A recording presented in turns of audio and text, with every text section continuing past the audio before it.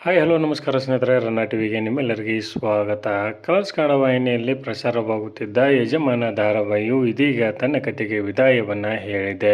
ಈ ಧಾರಾವಾಹಿ ಮುಕ್ತಾಯವನ್ನು ಕಾಣಲು ಕಾರಣಗಳು ಏನಿರಬಹುದು ಎಂಬುದನ್ನು ಇನ್ನೇ ನೋಡುವಲ್ಲಿ ತೆಗೆದುಕೊಂಡು ಬರೋಣ. ನೀವು ಸಹಿತ ಕನ್ನಡದ ಧಾರಾವಾಹಿಗಳನ್ನು ಇಷ್ಟಪಡೋದಾದರೆ ಈ ವಿಡಿಯೋಕ್ಕೆ ತಪ್ಪದೇ ಒಂದು ಲೈಕ್ ಮಾಡಿ.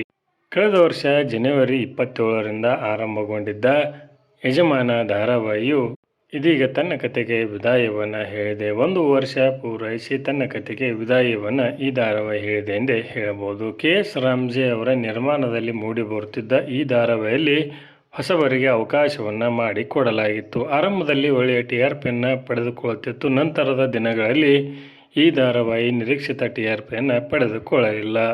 ಇದಕ್ಕೆ ಪ್ರಮುಖ ಕಾರಣಗಳೆಂದರೆ ಒಳ್ಳೆಯ ಕತೆ ಇಲ್ಲದಿರುವುದು ಮತ್ತು ಹೊಸತನ ಈ ಧಾರಾವಾಹಿಯಲ್ಲಿ ಕಾಣಲಿಲ್ಲ. ನಂತರ ನಿಧಾನವಾಗಿ ಕತೆ ಸಾಗುತ್ತಾ ಹೊರಟಿತು. ಪ್ರೇಕ್ಷಕರಿಗೆ ಅದು ಇಷ್ಟವಾಗಲಿಲ್ಲ.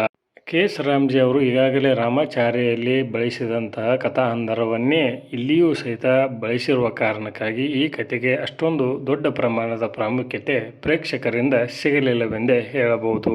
ಇನ್ನು ಸಮಯದ ಬದಲಾವಣೆ. ಆರಂಭದಲ್ಲಿ 10 ಗಂಟೆಗೆ ಪ್ರಸಾರವಾಗುತ್ತಿತ್ತು. ನಂತರ ಸಮಯದ ಬದಲಾವಣೆ ಕಂಡಾಗಿನಿಂದಲೂ ಈ ಧಾರಾವಾಹಿ ಯಶಸ್ಸನ್ನು ಕಾಣುವಲ್ಲಿ ವಿಫಲವಾಯಿತೆಂದೇ ಹೇಳಬಹುದು. ಹೀಗಾಗಿ ಯಜಮಾನ ಧಾರಾವಾಹಿಯು ಇದೀಗ ತನ್ನ ಕತೆಗೆ ವಿದಾಯವನ್ನು ಹೇಳಿದೆ. ನಿಮ್ಮ ಪ್ರಕಾರ ಯಾವ ಕಾರಣಕ್ಕಾಗಿ ಈ ಧಾರಾವಾಹಿಯು ಮುಕ್ತಾಯವನ್ನು ಕಂಡಿದೆ ಎಂಬುದನ್ನು ಕಮೆಂಟ್ ಬಾಕ್ಸಲ್ಲಿ ತಿಳಿಸಿ. ಧನ್ಯವಾದಗಳು. ನಮಸ್ಕಾರ.